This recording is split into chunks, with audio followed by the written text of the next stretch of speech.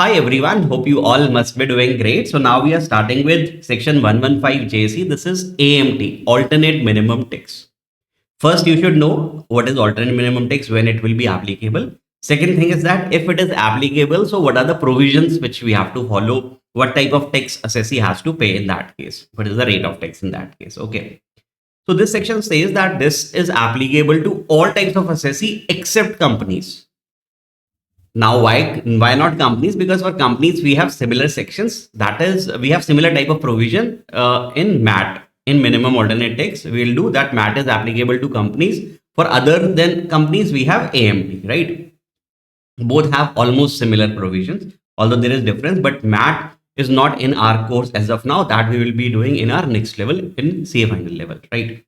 So this says it is applicable to all assessee other than companies if they claim deductions under these particular sections. So if the assessee claims deductions under these sections, as well as you have to see if the adjusted total income of the assessee is more than 20 lakh rupees and their adjusted total income exceeds 20 lakh rupees, both the conditions must be satisfied. If both the conditions are satisfied, then we can say that AMT provisions would be applicable, right? So what is the first condition? There are certain sections if the assessee is claiming deductions under any of these sections, if the assessee is claiming deduction, plus that adjusted total income. I'll tell you what is adjusted total income. But if the adjusted total income is more than 20 lakh, then AMT provisions would be applicable in that case, right? So first of all, understand that what are these deductions? These deductions are given under heading C of chapter 6A. Heading C of chapter 6A, that is profit link deductions, which starts from 80 IA to 80 RRB. But yes, most of the sections is not in our syllabus in CA inter. It is not. We have to discuss that in CA final level. But yes, there are a few sections which are in intermediate also. In this particular series from 80 IA to 80 RRB, we have 80 JJAA, 80 QQB, 80 RRB. So for intermediate, we can understand that if the assessee is claiming deduction under these sections and their total income, their adjusted total income is more than 20 lakh, AMT would be applicable. Okay. What else? What other sections deductions? If the assessee is claiming deduction under section 35 AD, 35 AD, you understand 14 types of business specified businesses, right? So if the assessee is claiming deduction in 35 AD and their adjusted total income is more than 20 lakh, then also AMT provisions would be applicable. Or the assessee is claiming deduction under section 10AA, that is for SEZ units, right? So if we have already discussed 10AA under the chapter of deductions, right? So if the assessee is claiming deduction under any of these sections and their adjusted total income exceeds 20 lakh rupees, then they have to follow AMT provisions also. One most important thing you should remember, that if the assessee is following default tax regime, that is new tax regime, then AMT provision would not be applicable in that case. This provision is applicable only and only if the assessee is following optional tax regime, old tax regime. Got it? So I have written it over here also. If the assessee is opting default tax regime, sorry, AMT provisions would not be applicable in that case. Got it? So first of all, we have to check whether the assessee is claiming deduction under any of these section, and we have to check the adjusted total income also. So how this adjusted total income is to be computed, that is very easy. What we have to do is we have to take our total income and whatever the deduction which assessee is claiming, we have to just add it back, right? We have to just add it back. So what we will do is adjusted total income would be computed as follows. You have to take your total income, right? And whatever the deduction which the assessee is claiming under those sections from 80 IA to 80 RRB, added back. If it is 35 AD, added back. If it is 10AA, added back, right? But in case if the assessee is claiming 35 AD deduction, right? You have added it back, but you have to give depreciation also in that case. So you have to consider deemed depreciation, because what is 30? Tell me what is 35 AD? 35 AD is for a specified business, whatever the assessee incurs on capital expenditure, that person gets 100% deduction, right? That is capital expenditure. We can say fixed assets. So if we are not considering its 35 AD, then at least we can give depreciation to that person, right? So in that case, what we have to do is we have to add all these deductions. But if we have given the deduction of 35 AD and we have added it back, at least give them depreciation, which is under section 32, right? So after giving the effect of depreciation, that is a deemed depreciation. Why I am calling it a deemed depreciation? because this is not the actual depreciation, just for the sake of computing adjusted total income, because we have added and the entire capital expenditure. So whatever it would have been, whatever would have been the depreciation, we will give effect of that also, right? So we have to check whether this income is exceeding 20 lakh rupees. If it is not exceeding 20 lakh rupees, AMT provisions would not be applicable. But yes, if the income exceeds 20 lakh rupees, then AMT provision would be applicable. Okay, so once you determine that AMT provisions would be applicable, now you have to check your tax liability. So how you will check? First of all, calculate tax as per normal provisions. Don't apply AMT provisions. First of all, step one, calculate tax as per normal provisions, right? As per optional scheme, obviously, because for default tax regime, it is not applicable. So first of all, you have to calculate tax as per the normal provisions. This is called, you can call it tax one. And then you have to calculate the tax as per AMT provisions. So how you will calculate the tax as per AMT provisions? This on adjusted total income, you have to apply 18.5% tax rate. Simply you have to apply 18.5% tax rate plus surcharge if applicable. Why if applicable? Let's say if our adjusted total income is more than 50 lakh rupees, then surcharge would also be applicable. So 18.5% tax plus surcharge if in case if it is applicable plus 4% cess. So this is the tax number two, you can say. This is on adjusted total income. So you have to compare between these two, tax as per normal provisions, tax as per AMT. So whatever is higher, you have to pay that tax. You have to pay that tax. Let's say as per normal provision, the tax is 10 lakh rupees. But as per AMT provisions, the tax is 9 lakh rupees. So you have to pay whichever is higher, 10 lakh rupees. Correct. Let's say in some other year, your normal provision tax is lower, but your AMT provision tax is higher. Let's say, for example, I'll give you the example also. Let's say tax as per normal provision comes to rupees 10 lakh and tax as per AMT provisions, let me write it neatly.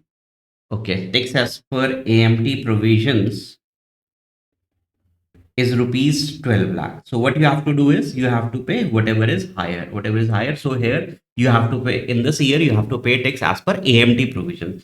So how much you will pay? You will pay 12 lakh rupees tax, correct? But this section says that if you have paid tax as per AMT provisions, so whatever the excess tax you have paid, whatever is the difference between these two. So how much is the difference between these two? 2 lakh rupees. This 2 lakh rupees you will be getting as AMT credit. This is called AMT credit.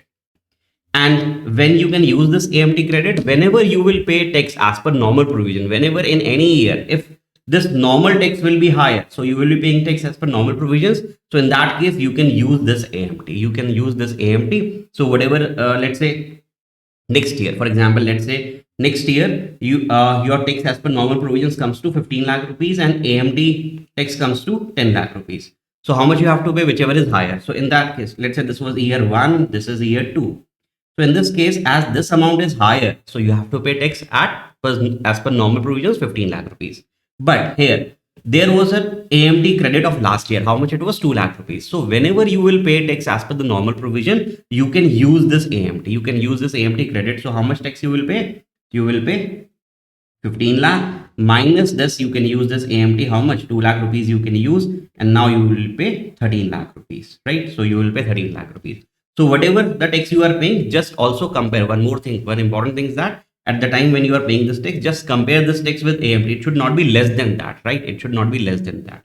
Let's say I give you that example also. I believe this example is pretty clear, correct? So let me give that example also. Let's say in the first year, tax as per normal provision is 10 lakh. AMT provision is 12 lakh. So you have to pay whichever is higher, 12 lakh rupees. Let's say this is the first year, correct? So you have to pay 12 lakh rupees, and how much the AMT credit you will receive? You will receive 2 lakh as AMT credit. Got it?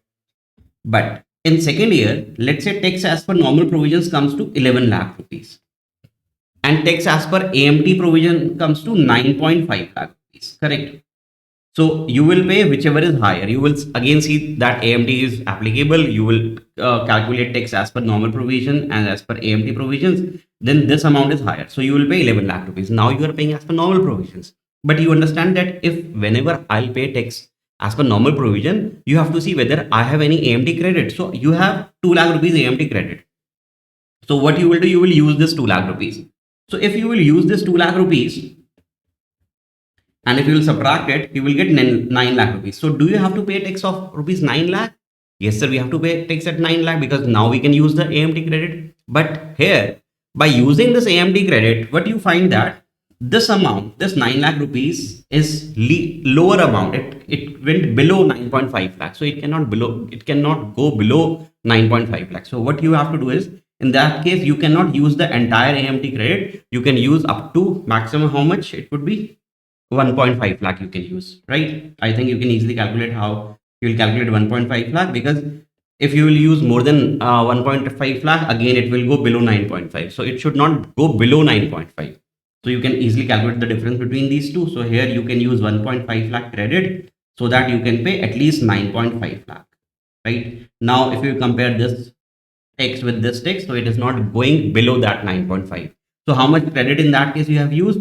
1.5 lakh we have used. 50,000 credit is still available with you. So this 50,000 credit is still available with you. You can carry it forward to further years. So also understand for how many years we can carry forward the AMT credit. Maximum 15 years you can carry forward the AMT credit. So this is overall these AMT provision.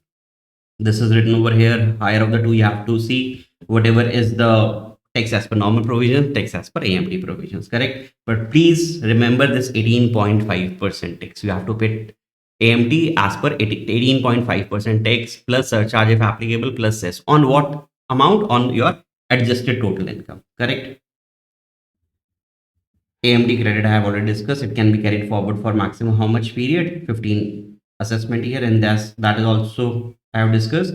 AMT credit can even be availed in such year if adjusted total income is less than 20 lakh rupees. It says that if you have AMT credit, you can use that AMT credit even if you find that the adjusted total income of that year is even going below 20 lakh. No problem. If you have AMT credit, you can easily claim that AMT credit also.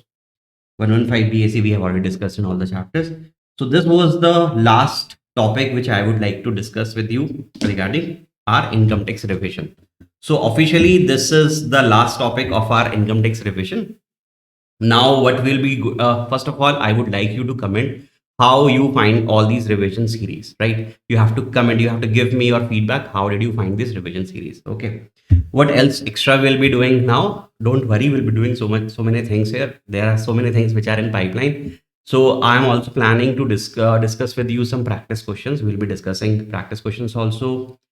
If there is any chapter for which I have to discuss any that too quickly, I'll be posting those videos also. And even you can comment also. You can recommend to me that if there is any suggestion, please give it to me. If you have any suggestions that what else we should cover for our May 2024 or even for June 2024 examinations. Why June? Because you understand tomorrow, that is on 19th, institute would be releasing the updated schedule for our examinations, right? So till then, take care, bye bye, and all the best for your examination. Don't worry, I'm there with you. I'm there with you. If in case you have any doubt, please comment me. In case of any doubt, anywhere in your income tax, if you have any doubt, please give your doubts in the comment section, or you can also have my WhatsApp number. The number, the helpline number, which is mentioned is on the screen itself. You can drop your WhatsApp messages also on that number. Correct? Right. So we'll meet in our next lecture. Till then, thank you so much. Bye and take care.